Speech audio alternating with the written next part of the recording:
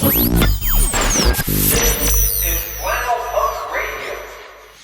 you for tuning in to Flannel Punk Radio. I'm your host, Corey Milton. Today's interview is going to be from the band Retirement Party. We caught up with band members Avery and C while they were touring with Pet Sematary and Camp Trash for Pet Sematary's 2023 10-year anniversary tour. This is a show to introduce bands to an audience that might not be familiar with them. How would you introduce yourselves? Oh, boy. Well, I often, to people who don't listen to the niche emo genres of music, I say we're like an indie punk band. Kind of pop punky, but also a lot of just indie rockish vibes in there. A little bit of emo, but a lot of people, we don't sound like My Chemical Romance, so to many people that means nothing. It doesn't mean anything to me. I don't know. That's good. That sounded good to me. Yeah, pop punk too. I'll just say pop punk. You guys split last year. Yup. Sure did. What have you guys been up to since then? Working jobs, just kind of chilling. Just the original lineup of the band kind of just decided they didn't really want to do this anymore. The pandemic kind of happened, and we'd been a band for 5 or 6 years, and people's lives were going in a different direction. So at that time, we just kind of decided it was best to kind of cancel the plans for now and take a break. It was technically an indefinite hiatus, but it was definitely perceived more as a breakup. But yeah, I didn't want to stop playing music, and neither did C. So when presented with the opportunity to come back with our friends Pet Sematary, it was kind of a no-brainer. Yeah. How did they reach out to you? Texted me. And just texted you, right? Yeah, because I had been there are our friends, and I was hanging out with them outside, and I was, complaining about I miss being in a band and playing with my band, and they heard that, and just reached out about this tour. And initially I was like, I don't know if we can do that, and then it just kind of became like, wait, we can do this. And they offered to fill in for our missing members for this tour as we're kind of rebuilding as a band. And so it was kind of like too good of an opportunity to say no, which I'm glad it was. Tell me about Sunglasses on a Plane. Oh, man. All right. Well, Sunglasses on a Plane was my solo project in high school after my high school band, or after I quit my high school band due to creative differences. I said, solo project time, and I made Sunglasses on a Plane, and the idea was kind of like I knew that I was moving to Chicago for once I finished high school, and I was like, I don't want to start a full-fledged band again because we'll lose members when I move. So I thought it would just be easier to do kind of a rockin' full band solo project thing, and I did it. The songs are still on the internet because I'm not the one responsible for uploading them, so I couldn't take them down. They're still there. Go find them. But yeah, so that was my high school project basically, and when I moved to Chicago, that's what morphed into Retirement Party. But don't play any of those songs, or didn't play them after I kind of left Michigan. Talk about the C&D. Oh, yeah. So Sunglasses on a Plane, people always called me just SOAP, because that's the acronym of it. And I was like, cool, I'm going to move to Chicago and rename the band SOAP. So I did that, and we got ready to release our first EP, and we got a cease and desist from a band called SOAP from Minnesota. It was like dad rock, psych band. I don't know. And I sent it to the only lawyer I knew at the time and was like, hey, is this real? Do we have to change our name? And he's like, yeah, you do. But luckily it was before we really released any music. So the Sunglasses on a Plane turned into SOAP, which then turned into Retirement Party because we threw band names at each other for 2 hours in a group chat, and that was the only one that people are like, no one was very against. So Retirement Party was. I'd like to wish there was more of a cool reason behind it, but it's just only name none of us hated. So. And how did everybody meet? Well, C and I met through some of Retirement Party's former members. Yeah. I met the other people I played with in the band kind of just by showing up to shows in Chicago. I hardly knew anyone there, and I had a lot of time on my hands, and so I just showed up at the small 100-cap venue that a lot of the small touring bands that I liked were coming through, and I ended up befriending the sound person there, he was our first guitarist, and then it just kind of like, he's like, oh, hey, I think I know a drummer that might be interested, and all this. So it was just kind of like finding people that way, and we've cycled through some members in the last couple years, but I feel like all of them have just kind of come around that way. Like, I know someone that might be able to, play on this tour, and then... I mean, that was me. Yeah. So... Yeah. So I don't know. Not a very good, I don't know. We just met at some point, and now we're just stuck with each other. That's kind of like Chicago kind of works that way. Like, if you're going to shows, you're going to know, most of the same people that everyone else knows. Depending on, the kind of shows you're going to, Yeah, and I mean, that's how I met the Pet Symmetry folks, too, was just by showing up places and being like, hi, I'm here, and I'm Avery. And they were all nice to me, so... They were them. Thank God. Yeah. And this show is happening in Detroit. We're all Michigan people. Mm-hmm. And Avery, you're from Michigan too. Troy, I hear. I sure am. I went to spent most of my school years in Troy. Can we hear what high school? Yeah, I went to Athens. Okay. Go Red Hogs. Everyone here on this side of the interview went, oh yeah, I know that place. Yeah, well that's cool. Yeah. So what's it like being back here when you do come back? I like it. I like Michigan a lot. Since I left so quickly after high school, I kind of lost a lot of the connections I have here, but there's still a lot of people here near and dear to me. Some will be coming out tonight, and I don't know, it's always nice coming through on tour and getting to play in front of familiar faces and in a familiar place. I got to point out all the Call Sam, Mike Morris, Jumana billboards all around here, and I'm like, yep, these are the attorneys that advertise heavily in my neck of the woods. I don't know why I was so excited to show them. These are our idols. Our idols. Do you have a favorite between Lafayette and America Coney? Lafayette. Okay. Yeah. What's the difference? Not a lot. You like the one better? Michigan to know. Yeah. I don't Okay. understand. I can't explain it to you. That's fine. I'm But from there where I'm is from. a difference, and you have to pick one. You have to choose one of them. Can you guys tell me some stories from your farewell tour? Was there any memorable moments that stand out? Were there specific? It was honestly a great tour. Just got a lot of love from a lot of fans throughout the years, both old and new. Just some really, it was really bittersweet. More bitter than sweet, just because I was like, oh, this doesn't feel like the end. But I don't know, it was really nice. We did a lot of the same cities that we're doing on this tour, so it's kind of funny. Our first one back is the same tour we did before. But Couple of the same rooms. Yeah. Which is funny, a year later. But I don't know, it's just, it was really cool to get to talk with a lot of fans who have been following us for a while, and just we got some really nice notes and little things that people made for us, and it just really made me realize that this band is a lot bigger than just I am, and of course it means a lot to me, but it's crazy that it has the power to mean that much to other people too. It's a good voices tour. I like to think about different voices we do for fun on tour. We had a lot of good voices on that tour. You get you in wanna a show mode. us? Oh, I can't no. do the whistle voice. You have to be 2 weeks into tour in order to start getting you just get tour crazy. I'm not You're delirious in the same enough band, right you're traveling now. with the same Yeah. people for days and weeks on end. You And just start to say stuff different, and that can Yeah. be fun. So no, we get no voices right now? I don't know. Chris does a Dude, I dumb can't- baby voice. Well, I mean, I'm not going to do baby voice into a microphone. Well, you got to here, come to a show I'll to give hear you- baby voice. I'll give you one. We have these names that we the fast food places have kind of different names for us. So Taco Bell is Taki Bobo. Taki Bobo. Walmart, which we go to get groceries, is Wally Momos. They kind of all follow the same format. McDonald's is Dondo's. We got Wendy's as Wendell's.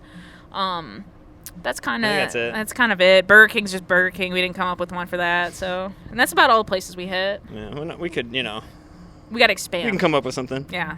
With your songwriting, you have some very personal lyrics. And Yeah. it sounds almost like an inner monologue, or like I'm reading out of a journal. Yeah, what's wrong with you? Could you talk on that a little bit? Yeah, I mean, I very much write stream of conscious lyrics-wise. When I'm writing a song, I'm sitting there normally with my acoustic guitar, and I'm kind of coming up with the chord progressions at the same time that I'm coming up with the vocals, the lyrics and the melodies. So it all kind of comes out in a very stream of conscious, journal way almost. And I do, some lyric revisions after the fact, but not that many, and kind of it's always just been my style to just kind of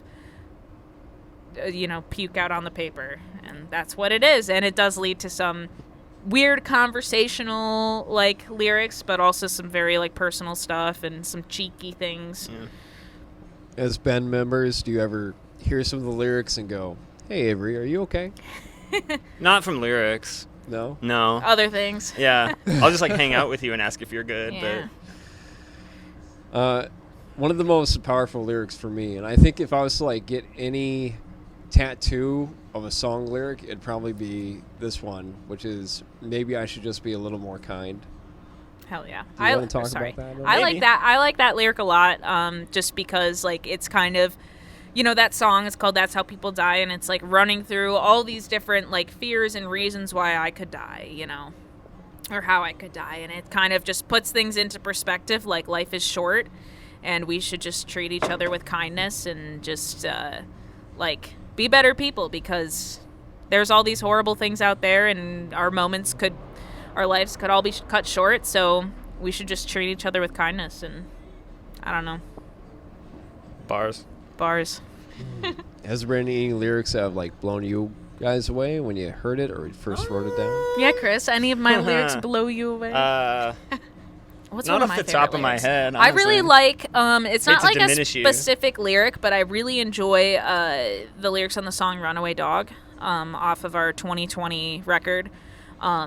It's just like a big metaphor. I was going through a lot of writer's block with it, and Retirement Party was finally starting to see a little bit of success, and I was freaking out because I couldn't write any more songs. I'm like, I can't do anything else. Like, how are we going to keep up momentum? Like, I've got all these other bandmates that are relying on me, for lack of a better term for that, like, to write these songs so that we can, like, flesh them out and be a band. And so that song, The Runaway Dog, is, like, the metaphor for, like, the writer's block, my ability to write kind of running away and not knowing where it is or if it will come back. So that's probably my favorite, like, overall metaphor that I've written. Writing about writer's block is a good hack if you have writer's block. If you have writer's block, write about it. It might work. Yeah. My favorite lyric is probably the first lyric off Quick to Change. It's just, quick to change, I don't like this feeling anymore. I get that. Sometimes if you're... you just have to make a change. I'm tired, man. Yeah, things suck. On Twitter, I saw that you made a post about how Runaway Dog had just reached its 3rd birthday. Mm-hmm. And you said that album really meant a lot to you guys. Do you want to talk on that at all? Yeah, I think it was just our second record as a band, really writing together. Our first EP, I kind of wrote all myself and, like, quickly brought it to my bandmates to help fill in with drums in the areas I couldn't do. And, like, I got together with my bandmates for the first time, like, a month before we recorded the record. So there wasn't as much collaboration there. And then, our first record it was a little bit more of that. But then the second one just felt like we were solid writing with each other, and just felt a little more mature too, writing a second record. And so that one, I think, just took a big step musically. And I felt a lot older writing it. Like, I wasn't a teenager anymore, and so it was I was just kind of able to embrace some maturity on it. I felt a lot more comfortable because I had written a record before. I'd done that, so I could sit here and try to do that better. That's what I think I did. Tell me about Elton John Cena. Oh, man. Elton John Cena. My next solo project after I came to Chicago and started a band, I was... maybe a little inebriated on a commuter rail, and I was just sitting there thinking. I had heard of some, like, there was another band called Michael Sarah Palin out there, and I had heard of the funny little before and afters, and I was like, can I come up with my own? And I just was like, Elton John Cena, and then I was like, oh no, it's too good, I have to use it. And so I used it for a while, and it was cool. I put out a couple little, like, EPs and records under it, and then I got a little... self-conscious because I got a write-up from a really cool blog about my EP. Was very excited.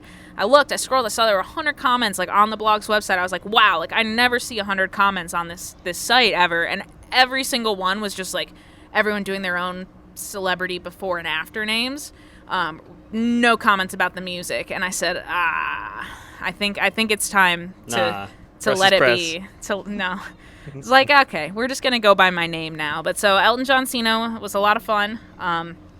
Maybe I'll revive it again someday. Probably not. It's just, I write the same music just now under my name. But it was fun. It was fun, and it'll live on now forever On SoundCloud. on SoundCloud. Sounds like you guys are ready to start making more music. Are you getting any closer to finding a band? I would say so, yeah. We're getting closer. We're probably going to write a record, the two of us, before we, flesh out stuff with either more permanent members or fill-in members. It's just the two of us have very similar minds when it comes to music. We've collaborated before. C was added to the band before our last EP that we put out last year. So that was really the first music that we had written together. But it feels good. Solo stuff together too. Yeah, we've done some solo stuff, but so we're excited. C just moved back from Philadelphia. Yeah, I lived in Philly for a year after we broke up because I dealt with it well, but I'm back now, which will make it easier. Yeah, so we're looking forward to writing. I've been super bit. I'm taking the LSAT next month. I work for music lawyers, and that's kind of the job I've had for the last 2 years or so, and I really enjoy it. And so once I'm focused on studying for the LSAT while I'm on tour, really smart. But after I take that, I'm like, all right, let's just hunker down and write a record this summer. So I'm excited for that. What advice do you want to give to young up-and-coming artists? My thing is just get out there and do it. Be annoying. Throw yourself in places. I showed up at the same venue in Chicago 5 nights a week sometimes, and I was just there, and I was maybe a little annoying, but hand in hand with just being around and meeting a bunch of people and then making sure that I played shows and then showed people hey, I can do this too. They're like, all right, I've seen her around a lot and music isn't half bad. So cool. I mean, it's really just putting yourself out there in whatever ways you can, whether it's just releasing music, which is easier now than ever. And then just big thing about playing shows. Played a lot of shows. Retirement Party was kind of built on touring. We were lucky one of our members had a van, and we were kind of able to hit the road immediately. And I think that helped us get a lot of fans outside of our city. So, it takes a lot of work, but just doing things, not sitting here waiting for an opportunity to come your way, because you're more likely to get an opportunity to come your way if you're just already doing it on your own. DIY, baby. True. I don't know if I have any advice. I don't know if I'm the right person to be giving people advice. Aim high. Try. I would say my advice would be try.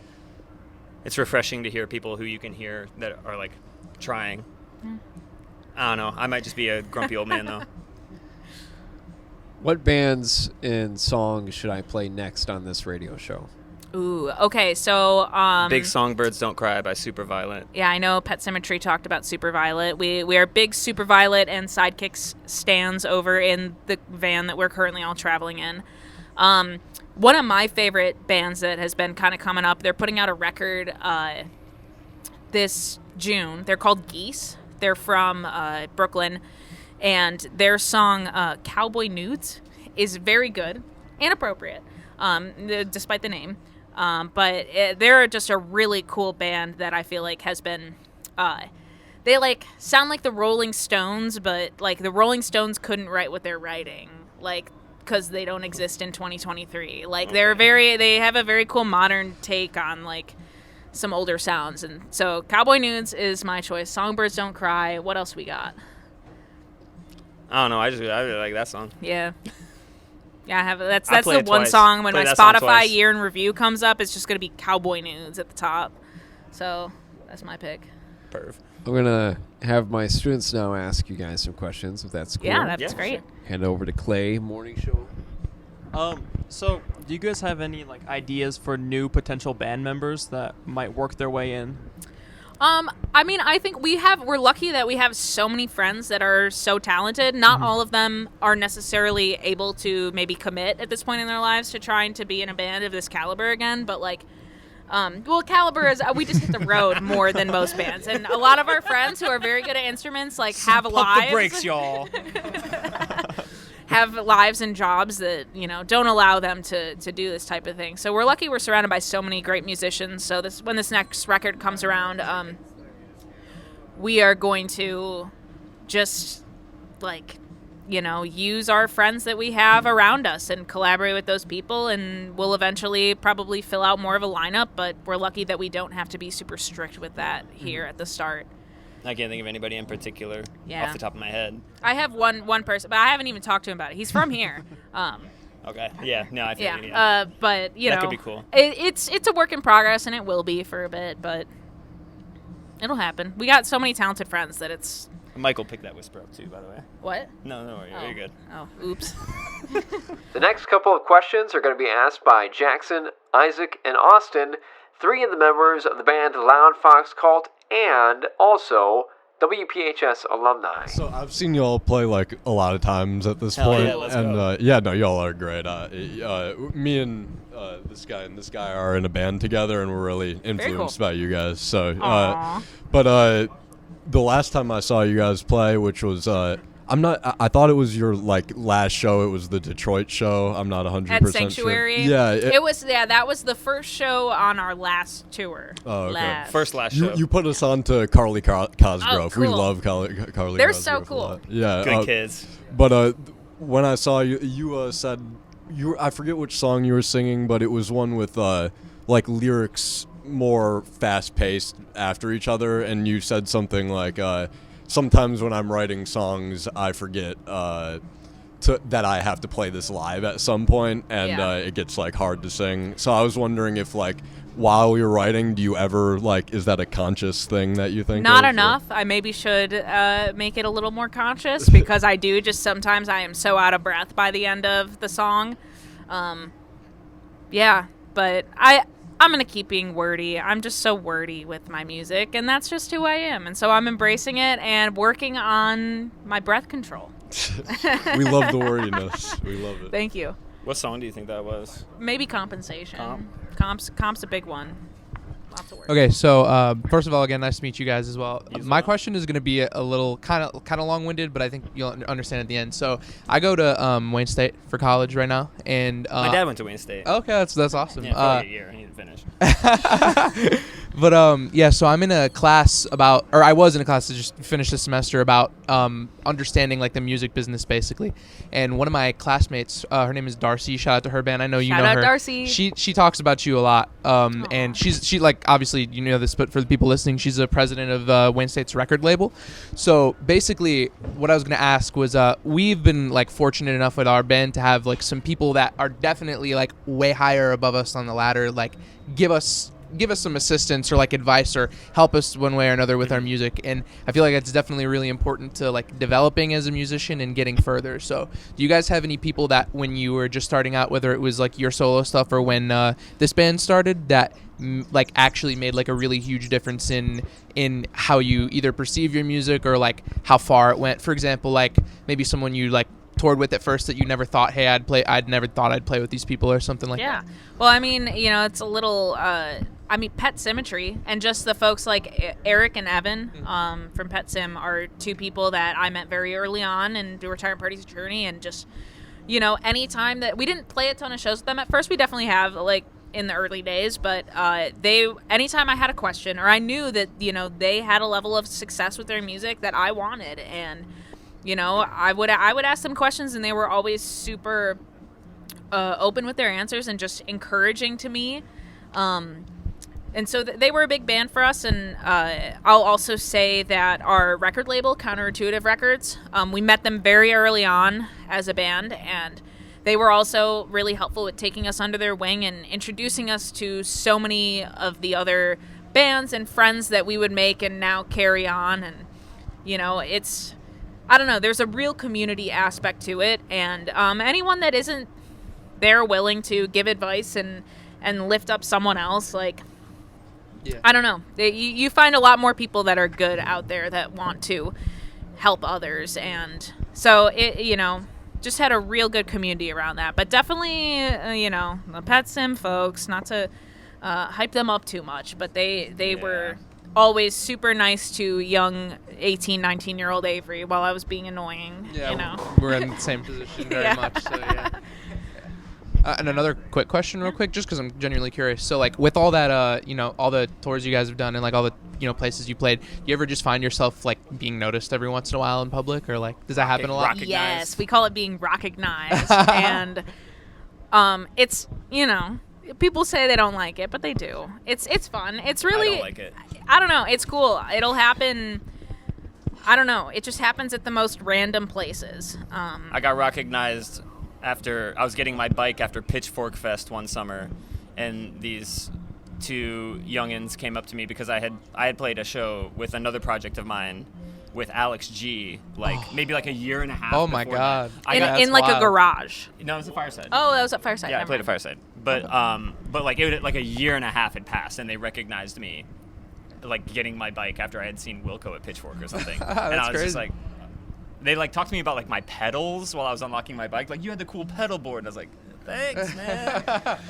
I don't know what, but it was cool, I guess. But I was very taken aback and like, yeah, I played. Yeah, that was a cool show. I don't know. Yeah, no, I don't know. It's always sick. It's cool. Definitely. Doesn't get old. Good for you. Thank you. So I didn't really introduce myself. My name is Austin. Hi. I'm in a band with these three guys. Cool. But initially, when you guys first started like recording music and putting stuff out, I'm assuming you guys put stuff out on like things like Bandcamp and SoundCloud initially. What was your guys' like recording process at first? Did you guys record anything independently? Were you going to studios at first? Did you have somebody producing your music? So the whole lifespan of Retirement Party, we've gone into studios. Again, once I moved to Chicago, got really lucky that I just found myself surrounded by audio engineers and people who did that. Yeah. Seth did the EP, right? Yeah, our friend Seth did Engel our first of Options EP. fame from Chicago. Shout out Seth. Seth's the real one. Shout out Seth. He did our first record, and then we had another friend, Adrian Kobziar, did our 2 LPs, and so we definitely had the help there with recording. Awesome. I wish that I spent more of my youth learning how to record, because now I'm like, I feel like I'm just behind, and everyone's like, it's so easy now to like, not easy. It's easier than ever to learn a DAW and do all that stuff. I recorded my Sunglass on a Plane EP myself in GarageBand in like 2014 or so. And my friend like mixed it and put, drums, fake drums in there, and that was all cool. But besides that, I mean, again, we're lucky we're surrounded by people who kind of know what they're doing and can help on that front. It's been a huge help to me because my strength is not in the studio. This is the wrapping up of the interview part, but thank you guys for everything that you've done as Retirement Party. No big deal.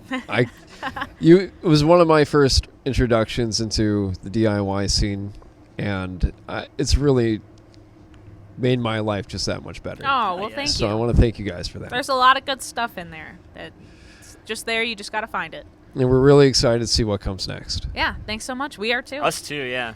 I'm Avery. I'm C. And we're Retirement Party. You're listening to WPHS 89.1 FM, the Exile Radio. Yeah, baby. Look Hell at that. yeah. Nailed it.